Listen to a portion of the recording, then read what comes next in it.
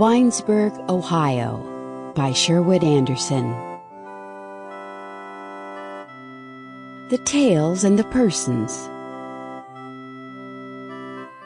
The writer, an old man with a white mustache, had some difficulty in getting into bed. The windows of the house in which he lived were high, and he wanted to look at the trees when he awoke in the morning. A carpenter came to fix the bed so that it would be on a level with the window. Quite a fuss was made about the matter. The carpenter, who had been a soldier in the Civil War, came into the writer's room and sat down to talk of building a platform for the purpose of raising the bed. The writer had cigars lying about, and the carpenter smoked. For a time, the two men talked of the raising of the bed, and then they talked of other things. The soldier got on the subject of the war. The writer, in fact, led him to that subject. The carpenter had once been a prisoner in Andersonville prison and had lost a brother. The brother had died of starvation, and whenever the carpenter got upon that subject, he cried.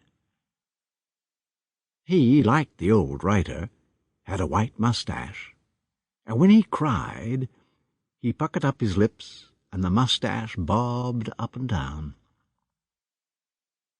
The weeping old man with a cigar in his mouth was ludicrous.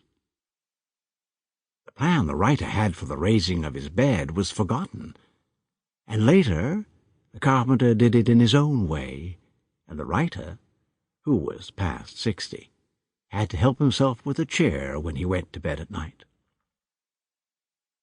In his bed, the writer rolled over on his side and lay quite still. For years he had been beset with notions concerning his heart. He was a hard smoker, and his heart fluttered.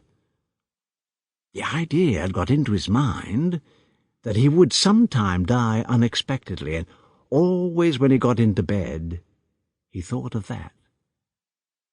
It didn't alarm him. The effect, in fact, was quite a special thing and not easily explained. It made him more alive there in bed than at any other time.